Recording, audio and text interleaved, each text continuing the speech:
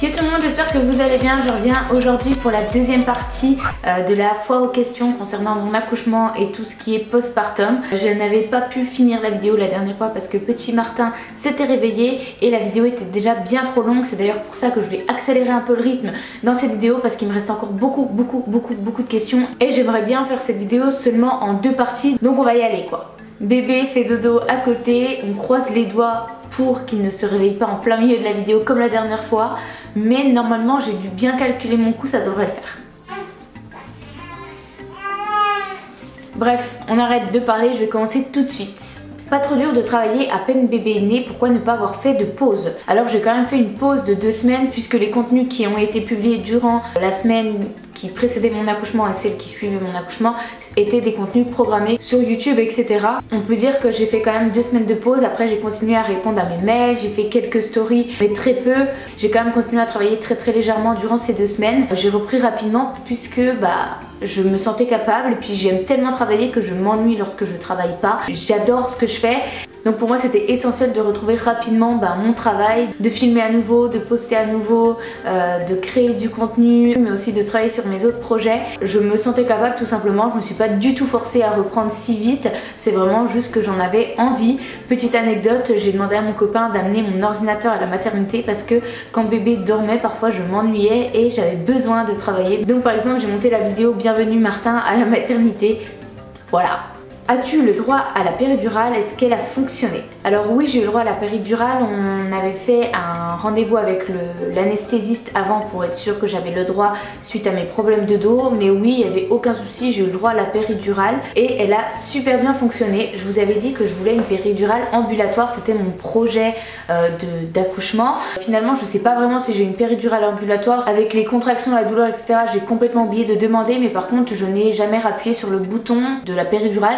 Donc j'ai eu que la dose initiale et c'était parfait pour moi puisque je n'avais pas mal, mais par contre je sentais quand même les contractions, donc je pouvais pousser lorsque je sentais la contraction arriver. Ça m'a permis d'être quand même efficace lors des poussées et de vraiment sentir et contrôler mon accouchement, donc ça c'était franchement cool. Et je vais répondre aussi à cette question parce que je sais qu'elle va revenir un peu plus tard et comme ça je regroupe tout ici. Est-ce que ça fait mal la péridurale? Personnellement je n'ai absolument rien senti. Les contractions étaient tellement fortes que c'était le cadet de mes soucis, la péridurale. Je l'ai eu super tard puisque je l'ai eu le matin du 16 et j'étais arrivée bien avant à la maternité, la veille, et j'ai commencé à avoir les contractions 2 jours avant, donc je l'ai eu bien tard. Je l'ai eu lorsque j'étais ouvert à 5 je crois, ils ont attendu au maximum pour que ça soit bien efficace et je regrette pas du tout puisqu'elle a super bien fonctionné. Je n'ai rien senti, l'anesthésiste est arrivé, il m'a fait une piqûre apparemment pour m'anesthésier un petit peu le dos avant la péridurale, mais je n'ai même pas senti cette piqûre là et c'est allé tellement vite, c'était vraiment très rapide. Quand il avait terminé de poser la péridurale et qu'on m'a dit ça y est c'est terminé, enfin c'est bon quoi, j'avais même pas capté qu'il avait déjà piqué une fois dans mon dos. Enfin ouais, je n'ai absolument rien senti du tout, même après coup je n'ai jamais senti de douleur au dos. Ça a bien fonctionné, j'ai eu aucune douleur lors de la pause, franchement c'était parfait. As-tu bien été accompagnée pour l'allaitement à la maternité? Alors j'avais peur un petit peu de ça puisque parfois le personnel n'est pas forcément calé sur le sujet de l'allaitement et du coup ça se passe pas trop bien. Encore une fois je remercie le personnel parce qu'ils ont été vraiment au top et ils m'ont poussé dans mon allaitement, enfin voilà, ils m'ont vraiment soutenu dès le début. Ils m'ont accompagnée pour la première mise au sein pour bien que bébé prenne tout le mamelon et que ça se passe bien, donc ça c'était génial. L'accouchement a été un peu compliqué, donc bébé était très fatigué, donc durant sa première journée il n'avait plus la force de téter. Le personnel est venu pour nourrir bébé à la cuillère avec mon propre lait. Enfin voilà, ça a été vraiment top. Tous les jours il venait vérifier ma poitrine si j'avais pas de crevasse et si je n'avais pas de douleur. Il venait également régulièrement voir les tétés pour voir si bébé était bien positionné, s'il prenait bien le mamelon. Enfin bref, je n'ai rien à redire, ils ont été vraiment au top et mon allaitement s'est super bien passé et je pense en partie grâce à eux parce que j'ai été vraiment bien accompagnée. Comment était ton copain durant l'accouchement? J'ai pas envie de parler trop à sa place et je parlerai pas forcément de ses ressentis, ses sentiments, etc. puisque ça le concerne, mais j'ai quand même sélectionné cette question parce que j'étais persuadée qu'il allait servir à rien et qu'il allait s'ennuyer. Même ma sage-femme du cours de préparation à l'accouchement me disait oh c'est super long pour les papas puisqu'ils peuvent pas faire grand chose, donc ils attendent très longtemps, ils s'ennuient un petit peu, etc. Je me rappelle avoir même dit à mon copain si j'accouche dans la nuit, si tu veux tu pourras aller dormir soit dans la voiture ou rentrer chez nous pour te reposer pendant les contractions, je gérerai toute seule, machin et tout. Ça s'est pas du tout passé comme ça et heureusement qu'il était là puisqu'il m'a soutenue dans chacune de mes contractions, mais vraiment, vu que ça a été long, on était tous les deux crevés, il continuait à me soutenir, il m'appuyait dans le dos là où j'avais mal pour diminuer la douleur de la contraction. Quand je tombais de douleur, il me rattrapait pour continuer les exercices pour vraiment m'apaiser. Il a été vraiment génial, mais vraiment génial. Je n'aurais pas pu accoucher sans lui, vraiment je n'aurais pas pu accoucher sans son soutien. J'aurais clairement pas réussi puisque c'était vraiment trop douloureux. J'étais à bout plusieurs fois, comme je vous disais, je m'écroulais de douleur par terre dans la chambre. Je disais que j'en pouvais plus, que je n'allais plus pouvoir continuer parce que c'était trop douloureux. Il me relevait, il me repositionnait pour faire l'exercice et pour faire ce que le sage-femme nous avait appris, donc de faire une voix super grave pour vraiment diminuer la douleur. Et pareil, ça il le faisait avec moi, donc on faisait les deux. Oh. Donc vraiment il a été juste parfait durant cet accouchement. Même pendant les poussées, il m'encourageait, il me rassurait. Comment as-tu vécu l'accouchement en général? Alors ça va être un petit peu bizarre ce que je vais vous dire parce que depuis le début je vous dis que ça a été un accouchement compliqué, long, très douloureux et bizarrement je l'ai quand même super bien vécu. Je pense que le corps est magique. Dès que j'ai eu la péridurale, peut-être un quart d'heure après, j'ai regardé mon copain et je lui ai dit oh mais ça va finalement, c'est pas si douloureux, enfin tranquille quoi. Et il m'a regardé un peu en rigolant en me disant mais est-ce que tu te souviens que ça fait 2 jours que tu es en train de souffrir à la mort pendant chaque contraction? Tout ça j'ai oublié super rapidement. Quand j'entendais les femmes dire oh mais t'inquiète pas, dès que t'as la péridurale ou dès que bébé est là tu oublies tout, je me disais ouais c'est ça, c'est ce qu'on dit, mais c'est clairement vrai. Dès que la douleur est finie, on oublie cette partie si douloureuse. Je me souviens de mon état, je me souviens des moments où je m'écroulais par terre, où je vomissais de douleur, etc. Mais je me souviens plus du tout de la douleur. Je serais incapable de chiffrer la douleur que j'avais. Je sais que j'ai eu tellement mal parce que je me suis jamais vue dans un état comme ça. C'était vraiment un état que j'avais jamais connu, mais par contre je suis incapable de ressentir la douleur que j'ai vécue à ce moment-là.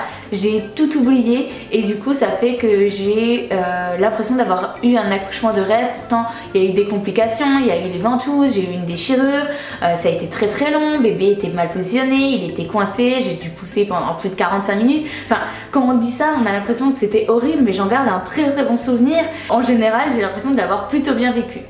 Une fois arrivée à la maternité, as-tu commencé à angoisser, stresser, avoir peur d'accoucher? Je n'ai jamais eu peur de l'accouchement, je sais pas pourquoi j'angoissais pas. Et de toute façon, j'étais enceinte, bébé allait devoir sortir d'une manière ou d'une autre, donc voilà, ça servait à rien de me stresser pour l'accouchement puisque je n'avais pas le choix, j'allais y passer. J'ai gardé un peu cet état d'esprit arrivé à la maternité, je n'ai pas du tout eu peur et dès que les contractions sont arrivées, de toute façon je n'ai pas eu le temps d'avoir peur, j'avais juste qu'une hâte, c'était que bébé arrive. Donc voilà, non, je n'ai pas eu peur, je n'ai pas stressé. Même quand il y a eu des complications, qu'ils ont dû appeler du personnel supplémentaire pour l'accouchement, j'ai pas eu le temps de stresser en fait. J'étais vraiment dans l'action. Le petit moment d'angoisse, c'est quand j'ai eu mon bébé et que j'ai vu qu'il respirait pas. C'est vrai que c'est toujours un petit peu angoissant, même si on est un petit peu préparé à ça parce que c'est assez courant que le bébé avale du liquide amniotique. Mais j'ai quand même un petit peu angoissé à ce moment-là, mais c'est vite parti puisqu'elle est revenue rapidement. Mais sinon, non, je n'ai pas stressé plus que ça. Est-ce que tu vas pratiquer le portage? Oui, je porte bébé tous les jours et il s'endort presque que comme ça, donc ouais, je le porte vraiment très souvent et j'adore ça. J'adore le porter, on danse beaucoup et ça le calme. Il adore la musique, je pense que c'est dû au fait que j'ai dansé tout le long de ma grossesse, mais c'est assez marrant parce que des fois la musique s'arrête et il s'agite un petit peu et dès que ça reprend il se calme à nouveau, donc ouais, c'est trop cool.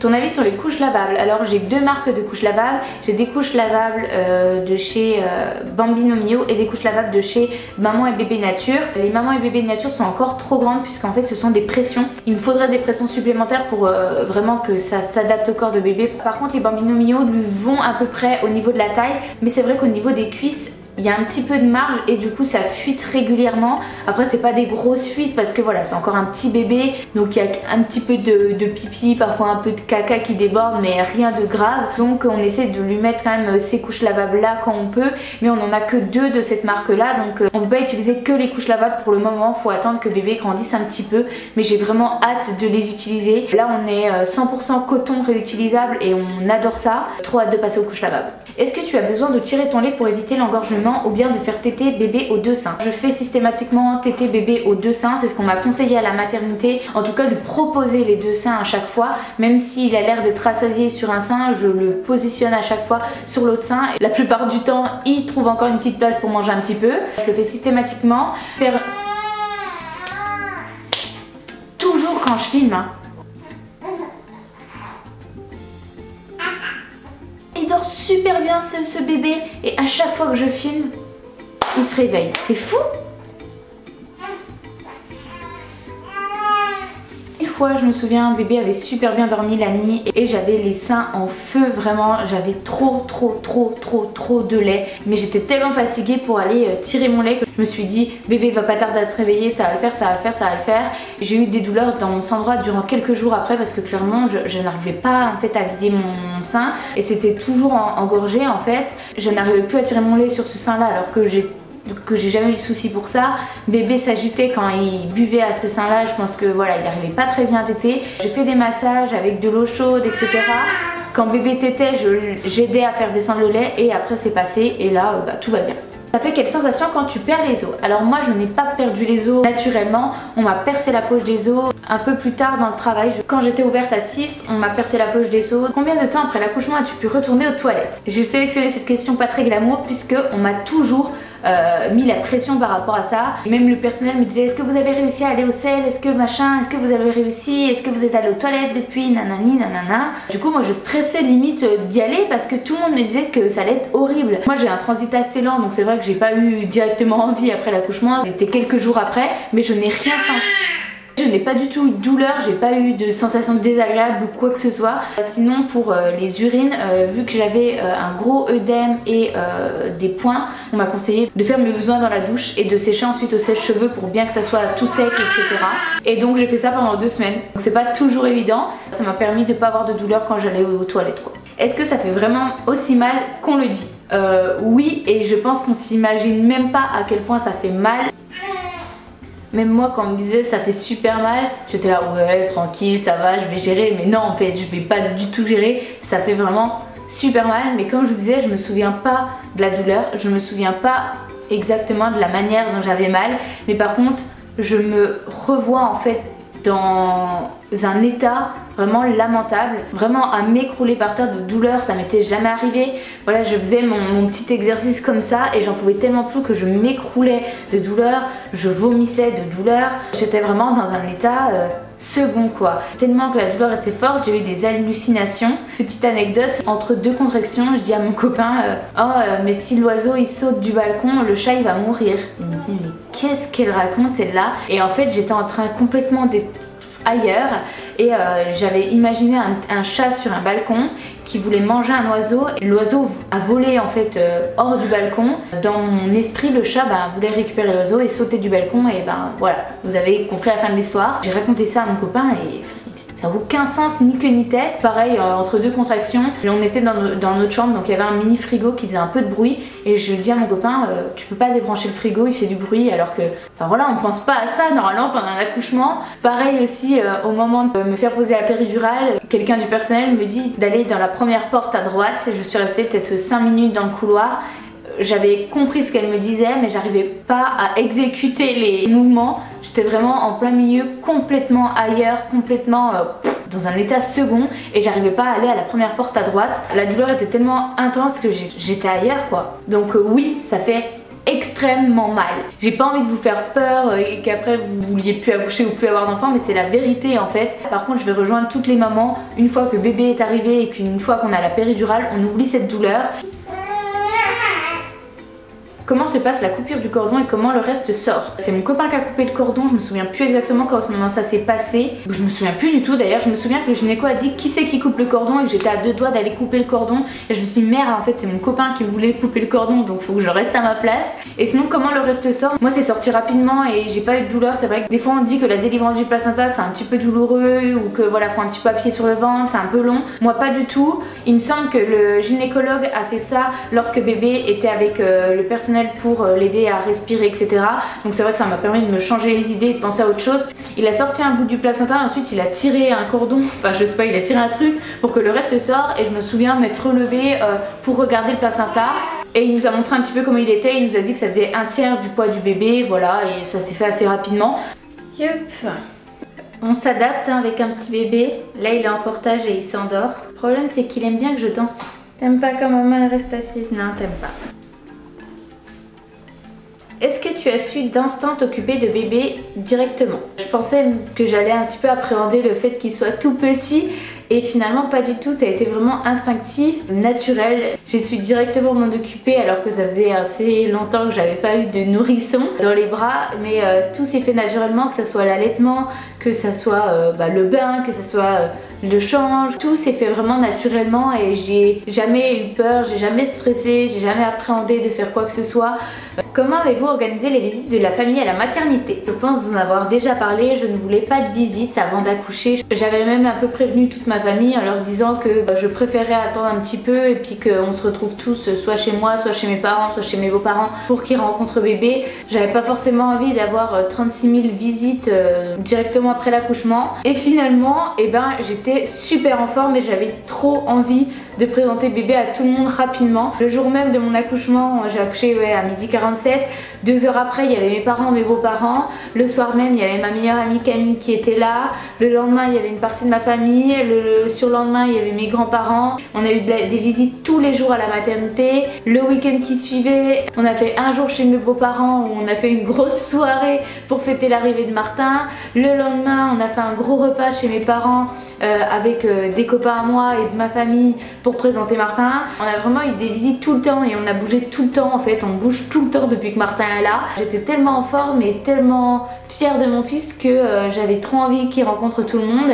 As-tu reçu de bons conseils des infirmiers et sages-femmes à la maternité après l'accouchement? En partie oui, après on m'avait prévenu que j'allais recevoir plein de conseils. Certains conseils allaient être même contradictoires suivant le personnel. Un truc tout bête, lors de mon accouchement, la sage-femme qui m'a accouchée m'a dit prenez votre temps pour aller aux toilettes, voilà, vous n'êtes pas pressé, c'est pas grave si voilà, vous faites pas vos besoins directement. Je suis montée dans ma chambre, une autre sage-femme est arrivée et m'a dit de me forcer d'aller faire mes besoins. J'étais là, j'avais pas spécialement envie en plus et puis je venais d'accoucher, j'avais autre chose à penser que ça, donc voilà, elle m'a un petit peu forcée à aller aux toilettes. J'ai d'ailleurs pas réussi, je lui ai dit que j'avais fait 2-3 gouttes mais c'était absolument faux. Voilà, d'ailleurs ouais, j'ai menti parce que j'avais pas envie de me forcer. On reçoit parfois des conseils un peu contradictoires et il faut prendre que ce qu'on a envie de prendre. Voilà, il faut se faire confiance sur plein de sujets. Par exemple, moi ils m'ont conseillé de réveiller bébé toutes les 5 heures pour le faire manger. Je l'ai fait les premiers jours parce qu'il était vraiment fatigué, il se réveillait pas de lui-même et il mangeait pas sinon. Donc voilà, je le réveillais. Une fois arrivé à la maison, j'ai arrêté de le réveiller toutes les 3 heures et j'ai arrêté de me prendre la tête avec ça. Pareil, on me disait la journée de toujours noter ses tétés, combien de temps il avait tété, sur quel sein il avait tété. Je l'ai fait à la maternité parce qu'à la fin de la journée, ils te demandent un compte rendu des tétés pour savoir s'il a bien mangé. Mais arrivé à la maison, j'ai complètement arrêté de calculer tout ça, de noter tout ça. Je fais vraiment comme je le sens, je me fais confiance et je me prends pas la tête avec tout ça. Donc voilà, on reçoit beaucoup de conseils. Faut écouter quand même les conseils parce qu'il y a des bonnes choses à prendre, mais parfois ça nous convient pas, ça nous intéresse pas et il faut pas se prendre la tête avec ça. Faut vraiment se faire confiance. Si parfois on a l'impression que ce qu'ils nous disent et ce qu'ils nous conseillent n'est pas justifié, ça sert à rien de se prendre la tête. Faut suivre son instinct. Une fois que tu as accouché, on te pose ton bébé dessus ou on lui fait quoi? Je vais parler pour moi parce que tous les accouchements sont différents. En plus, si c'est par césarienne, par voie basse, c'est complètement différent. Moi j'ai accouché par voie basse, on m'a posé bébé directement dessus pour que je lui fasse un petit bisou.